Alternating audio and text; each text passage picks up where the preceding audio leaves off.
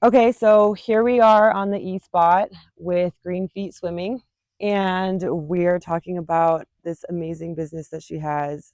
I have a 1-year-old son, and his name's Jacob, and he goes to their lessons. This is swimming lessons, and let's talk more about why you opened up your swimming training business. Sure.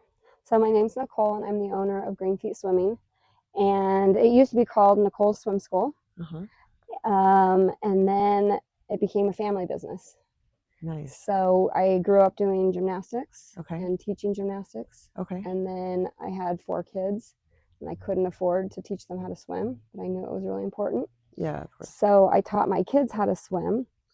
And then my friends saw what I was doing, and they said, "You want to teach my kids how to swim?" Oh, and then you're like, I could do something with this. I can do something with this, yeah. So well, it's cool because it's like more than just one way to impact. correct. It keeps people safe. It is now I have 4 kids teaching. Oh, and they're training now. Yeah. 4 kids teaching swim lessons. Addie loves your daughter. Yes. That's like the only person she goes to. So yeah. She loves Aubrey. Yep. I know. I'm so sad. So you have to register. So if you're watching this, you have to register at a certain time to get the classes you want, and I didn't. And this is now we're both paying for it, but it's still fun. It's great. It's a great time. It's just across town or different locations are harder for people. Yeah. So, but so you guys did a swimming pool party on Saturday. Yep. How did it go? It was a lot of fun. So every year I try to do an annual swim party. Yeah. Well, our niece used to go. With so all of the kids, but we've just grown so much to where we can't have so many kids in one pool. And so I was able to rent out one of the public pools here. That's cool though. We went to West Mesa and we had their indoor and outdoor pool, and I was able to invite people. Okay. We had to turn so many people away. They were sad because they didn't get in. Oh, yeah. Okay. And so I'm hoping next year to rent out the entire facility so that we don't have to say no to anybody. Have you ever thought of like reaching out to something bigger? Like Sandia Casino marketing or Isleta? We should try it. That would be an interesting adventure to go down. Well, because theirs is bigger. Do you know what I mean? They would get whatever they get out of it. That's a negotiation. You guys. The pool is bigger than West Mesa? I think so, isn't it? So West Mesa has an Olympic-sized pool. I'd have to look then in that case. And then they have an outdoor pool with slides. Well, I saw the pictures though. I think I saw some of the pictures from somebody's social media. It was a lot of fun. Cool. It's really big. It's a really nice facility. No, the whole thing sounded so much fun. We offer free swim lessons to the city. Okay. And so we were able to negotiate and get a great price on renting the whole facility. That's so awesome. For 3 hours. So it worked out really good. So I have some questions. When did you guys start? Did you guys start here? So we started here in Albuquerque. Okay, cool. My parents pool off of San Mateo and Lomas. Okay. That is the big reason why I wanted my kids to know how to swim, because I never wanted to find them in my parents' pool drowning. And so I needed to teach them right away how to swim, how to do it properly. I don't know if TikTok does this, but the reason I got into this and taking him to lessons was because out of nowhere, I'm just scrolling and a video pops up of a child that passed away. Yep. And the mom was, the dad and the mom were talking so much, and it literally, the baby had slid open the door and crawled out to the pool and died. And they were inside not paying attention to where the baby was, and it was less than 2 minutes on the camera that they had, Ring cameras that saw everything. And I thought, well, I go to the lake and the ocean, and we go to the water a lot. So anyways, you want your child to love the water. I was like, well, the cool thing is that 3 weeks I had him in the tub with me, fully filled, and I just kind of they're so little, they just kind of stiffen up and float around, and that's kind of what he did. So he kind of had a good look on it for a long time. So that was something I wanted to do, because when I was a child, my grandma spent so much time with us in the pool. Yeah. And I feel like nowadays we're so busy, like all parents are so busy, like you have to focus a lot on swimming. And let's be real, like, do parents do that? Right, you have to be consistent with everything. I mean, we got football, we've got basketball, we've got track, ballet. Like, are you also aiding your child in growing? Do you know what I mean? Life-saving skill. So would you want to do this? This is a big deal, you know what I mean? Right. So yeah. I think the main thing is just consistency. If you have lessons set up, then you're going every week. Where a lot of the parents, they're like, I will teach them how to swim, but then 3 years goes by and they haven't, and they've only gone to the pool a few times in the summer. You know what I mean? Because it's a busy life. So then another question that I had was, what were some specific training techniques that you always try to teach children right away, like when they go in? It's all safety. So the very first thing is safety. Every single lesson that a child will take with us, the first 2 questions we ask is, do we ever go swimming without a grown-up? And if you fall in, where do you go? So just knowledge is power. If they know how to help once themselves, they hear it enough, though, they'll just they do will it. understand you know what I mean? So a lot of kids, if they fall in, they have no idea what to do. What are they supposed to do? Yeah. And so just teaching them at a very early age the tools to be able to hold onto a wall, to be able to climb out of the pool. We're not teaching them to swim yet. We're teaching them how to save themselves. And float. That's the biggest thing. The floating, the holding their breath when they fall into a pool. So he does that now, thanks to you guys. at our school, we never count before they go under the water. Okay. Because nobody's going to be there to count when they fall in. So we teach with gravity. So you're like, this is what it feels like to go in. As soon as you feel your body going down, they should hold their breath. Yeah, and he does. So good job. Techniques like that. And a lot of our training, I told you I never grew up swimming, but I have been a lifeguard for about 20 years. How was that? And so it's getting harder now that I'm older to pass. You still do the lifeguard stuff? So I still take the test. I just saw crazy. I was driving to this interview today, and there was like lifeguard lessons, X amount, and I thought, maybe I should do that one day.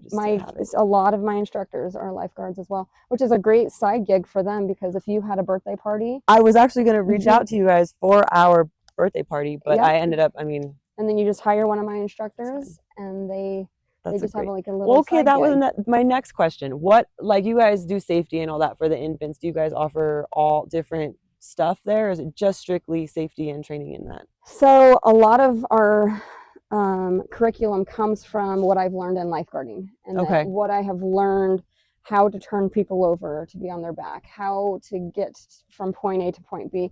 And then we do teach strokes as well. Like backstroke, freestyle, butterfly, breaststroke. We have a lot of kids that go on to competitive swimming. Well, there were some kids that were like really good there. When I was taking my son, I'd take him a little early so he gets excited watching the other kids. But I was like, dang, that kid's pretty good. Like, and he was going back and forth, and I thought, I wonder if they teach like more than just safety training. And that's why we've got a lot of kids that are on the swim team, and they come just to learn and fine tune their technique to get a little bit faster. So do you guys since you're so just active in the water and everything like that, do you guys do scuba? Do you guys do snorkeling? So my husband was a rescue diver in the Air Force. This is so crazy. He was you guys are well water educated in every area. He was a water rescue medic in the military, and so he's actually a scuba instructor. Okay. And so we actually own Green Feet Scuba as well. Okay. I thought for some reason I had seen something about scuba. We and I was like, I need to ask them. 6 kids. We're running a business. The kids just went back to school. We've got how's that going? Varsity cheerleading. We've got football, high school football. We've got one kid that just graduated, trying to figure out what she's doing. I've got to tell you, congratulations. Like, I don't know how. I sit there at home sometimes like, how am I going to do 2 of you? Yeah. I don't even know how I'm doing one. It is always, I wake up every morning and I'm like, I hope I survive. Or like, what's going to happen today? Yeah, what could possibly happen today? It's an adventure. So one of the things I wanted you to educate our audience on, as well as anything I might not know, is statistics on like people drowning in the pool in the US, and how, I know people never hear about it, but I think it happens a lot.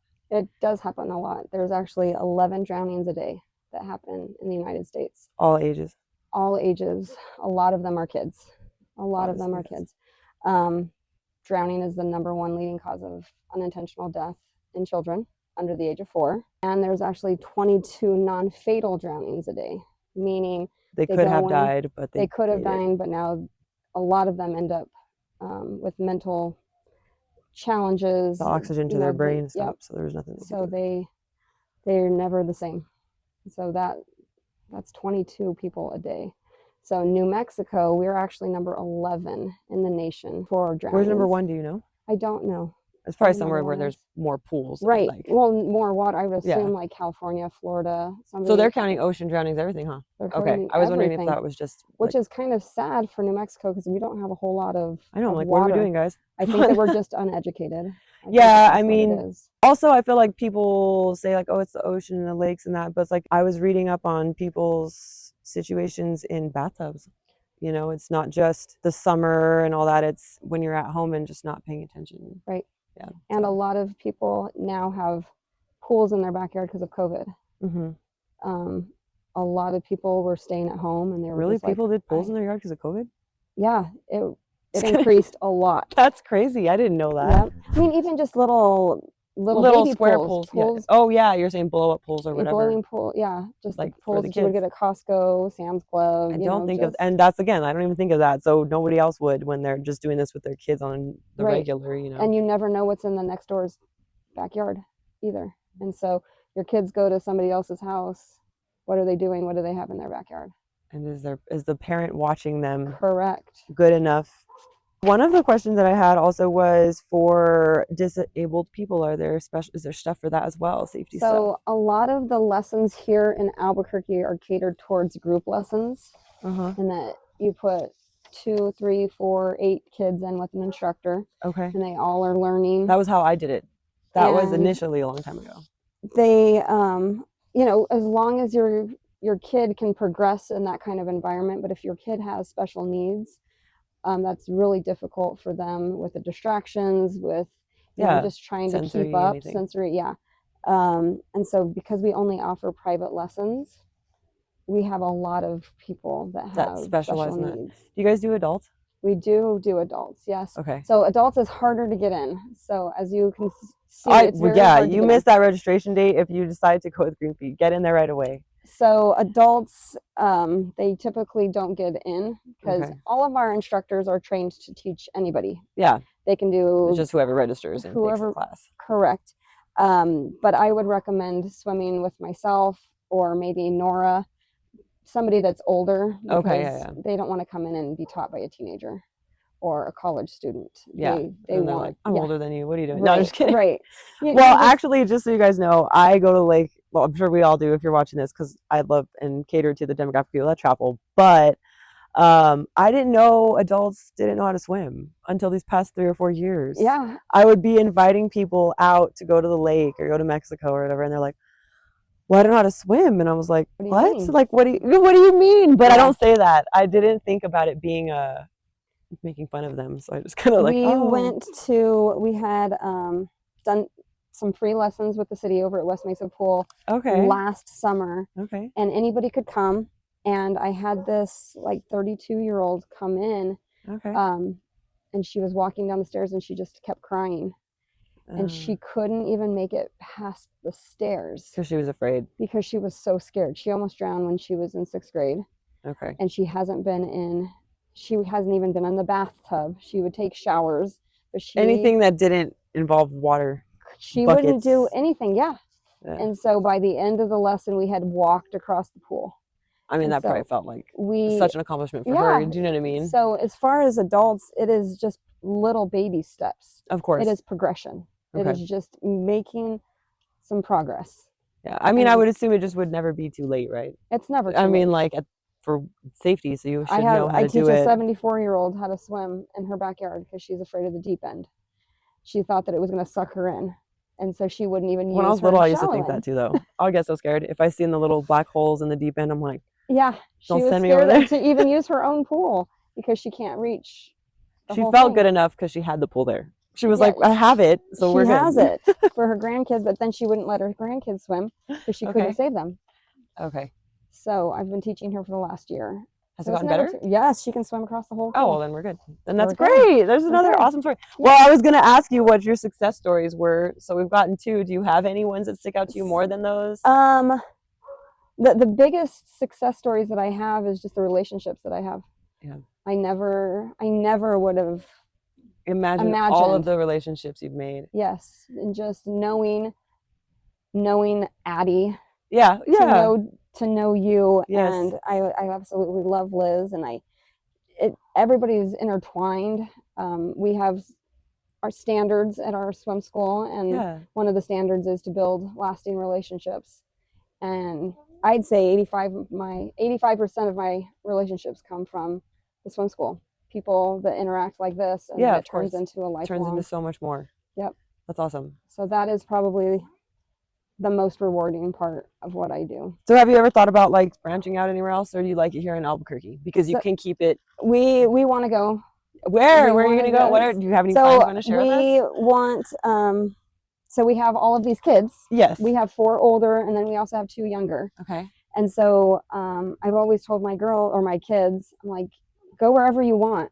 We'll buy a house, and they'll do the swim lessons there, and we'll start. And then they can make money and also run a business. And then have a house with a pool in their backyard. That is so smart. So that's. And you can have zip lines. They have like some really cool stuff over here. So it's like, I could see why they would want that. It's a lot of fun. It's so much fun. It's a lot of fun. We love the outdoors. We're always doing everything outdoors. So this would be like paradise for us. Yes. So one thing before we leave is, what would be some advice that you would want to give to anyone watching who might not be in swim lessons or has kids and maybe they can't afford swim lessons? Right. The big thing is that this time is so short. As you see with your little one, he's already a year. And, you know, the days are long, but the years are so short. And I think that just doing it the right way, I've got a lot of parents that will put floaties on their kids, which will put them in the vertical position, which is actually the drowning position. And so if they ever don't have their eyes on them and they get into a pool, they have been taught to go up and down. And so it's just, I don't think that the parents are educated. They don't know that if you put floaties on, they're going in this position. The moment they don't have that floaty on and they're in this position, where are they going? Down. They're going down. And it happens so quickly. Their heads are so big, their arms are so small. They're top heavy forever. They are so that's the first thing that's going down. Right. And I didn't know this when I had kids, so I talked to the camera because I'm like, maybe someone is like, oh my God, that's why that happens. Why they fall like that? That's why. Right. Yeah. You just don't know what you don't know. Yep. And so I wish, if I was a brand new mom, I wish that somebody would have told me instead of having to find out from friends and family. Sometimes I'm a little bit thankful for TikTok because it did get it. There's some things I'm like, wow, I didn't know that. Yeah. So, and it happens quickly. That is the advice I have. Okay. It happens quickly. Always keep your eyes on them. Okay. Always keep your eyes on them when they're near any type of water situation where they could have access to it. And make it fun. Yeah. The water should never be scary, but it should be respected. That way they're not afraid of it. That way they don't panic when they're in it. Well, thank you so much for coming. I barely got to meet her. I've been going there for 6 months now. Since March? Since March. Yeah. So anyways, it's been awesome. Green Feet Swimming. I'll have all the contact information in the descriptions and their link in my bio. So bye guys. Thank you.